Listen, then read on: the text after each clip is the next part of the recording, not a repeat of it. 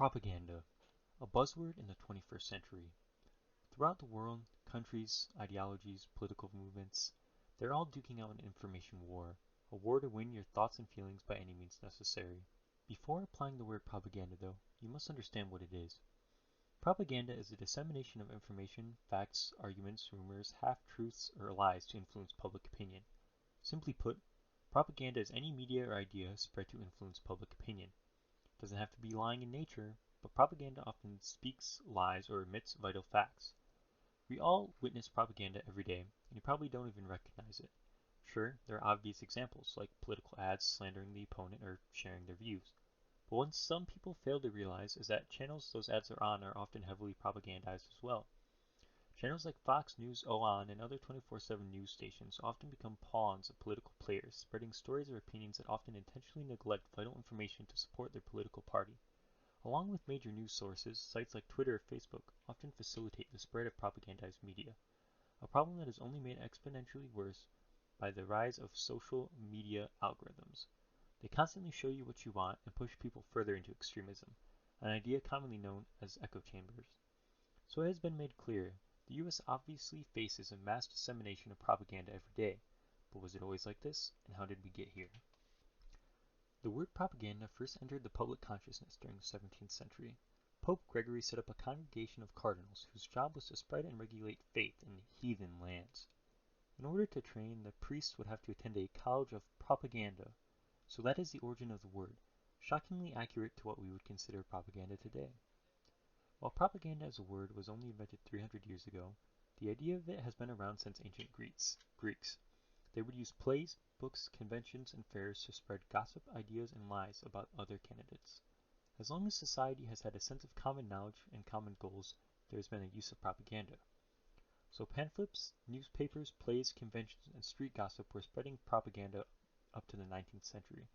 But it was barely referred to as propaganda, despite most people of the decade utilizing propaganda techniques under different names. So when did propaganda as we know it arise in the world? World War I, the war to end all wars, a battle fought by steel, gunpowder, and the global use of propaganda.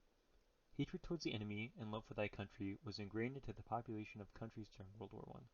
Posters advertising a brutal enemy and a stoic common man were the standard. Newspapers were controlled by the government, and the approved release or silencing of information was needed to keep war sentiment high. Along with gaining support for the war, governments of World War I also used propaganda to advertise their political party and spread beliefs. Communism was both spread and stagnated by the use of propaganda, same with all other ideologies. From this point forward, propaganda was on society's mind. This battle for public support would be the cornerstone in all further wars and government actions. By the time World War II had arrived, propaganda was a published science.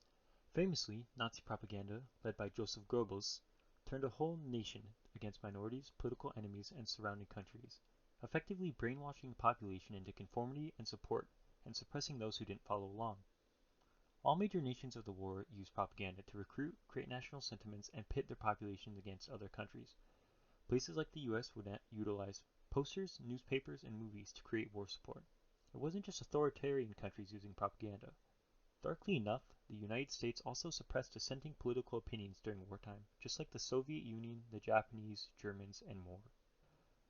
If it wasn't for propaganda, World War II likely wouldn't have happened in the way it did.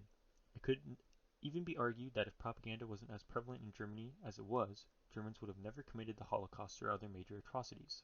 World War II was a major testing ground for propaganda and allowed many to further see its uses and how to properly manipulate the herd. Within the following years, propaganda would become more ingrained into society, and with the proliferation of social media, it has never been easy to mislead and radicalize the vulnerable. Seeing propaganda from the past and learning from it can help us spot manipulation in the modern age.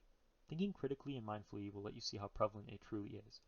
Echo chambers, social media, biased news sources, it's all contributing, and at the rate society is moving in the United States, if modern propaganda goes unchecked, we could have another major crisis on our hands.